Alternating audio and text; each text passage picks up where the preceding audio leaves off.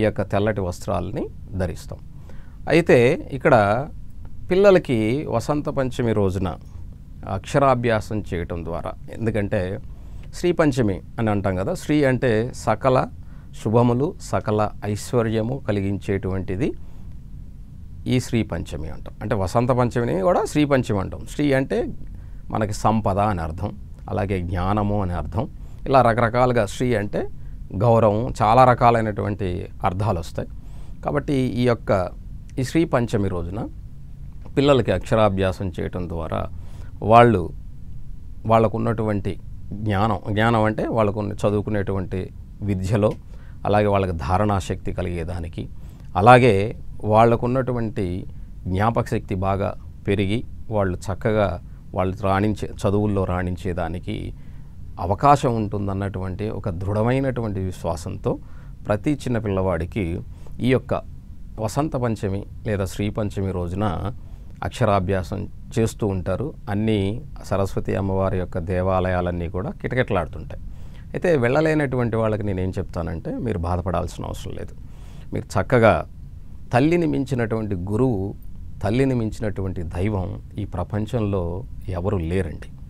కాబట్టి మీరు చక్కగా వెళ్ళలేనటువంటి వాళ్ళు మీ ఇంట్లో తల్లే ఆ బిడ్డకి చక్కగా అన్నీ శుభ్రంగా వాళ్ళ పూజ గదిని చేసుకొని, అలాగే తల్లి బిడ్డను చక్కగా అలంకరించుకొని, తల్లే ఎవరు అవసరం లేదు, చక్కగా ఒక బలపం తీసుకొని, ఒక పలక తీసుకొని తన బిడ్డను ఒళ్ళో కూర్చోబెట్టుకొని ముద్దుగా అమ్మవారిని తలుచుకొని, అమ్మవారిని తలుస్తూ ఆ బిడ్డ చేత అక్షరాలు రాయించడం, దిద్దించడం నేర్పించినా కూడా ఎక్కడో దేవాలయాల్లో వెళ్ళి లైన్లో నుంచుకొని తోసుకొని ఇబ్బంది పడి వెళ్ళలేకపోయామని బాధపడే కన్నా కూడా తల్లి ఒడికి మించినటువంటి గుడి ఈ ప్రపంచంలో ఎక్కడా లేదు.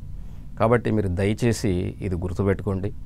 ఎక్కడికో వెళ్ళలేకపోయామని, అక్కడ మాకు సౌకర్యాలు సరిగ్గా లేవని ఇలాంటి బాధపడే కన్నా మీ ఇంట్లో మీ దైవ మందిరానికి మించినటువంటి గుడి, అందులో అమ్మఒడిలో కూర్చోబెట్టుకొని అమ్మవారిని తలుచుకుంటేనే చాలు.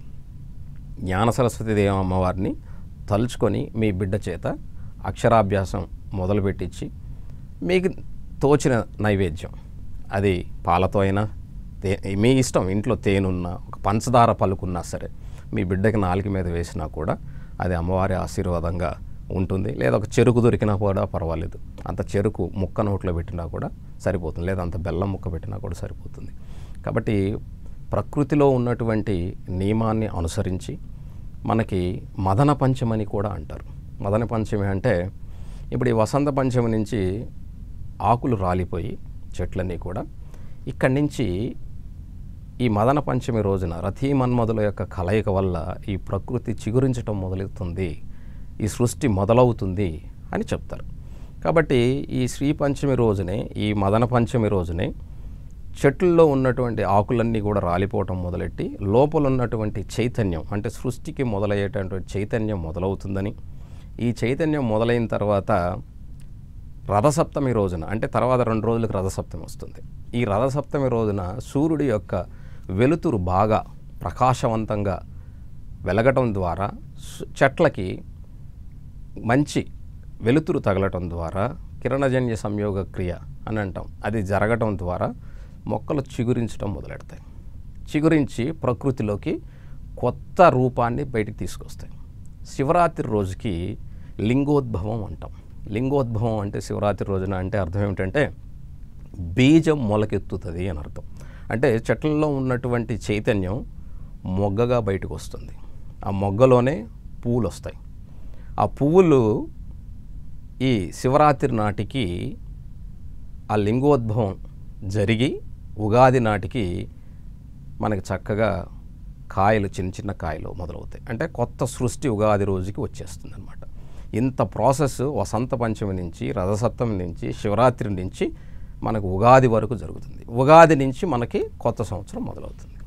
ఇలాగ ఈ వసంత పంచమికి ఇంత గొప్ప విశేషమైనటువంటి లక్షణం ఉంది. కాబట్టి వసంతుడు అంటాం. వసంతుడు అంటే మనం ప్రకృతి కొత్త నూతన చైతన్యాన్ని తీసుకొచ్చేటువంటి రోజు మొదలవుతుందని.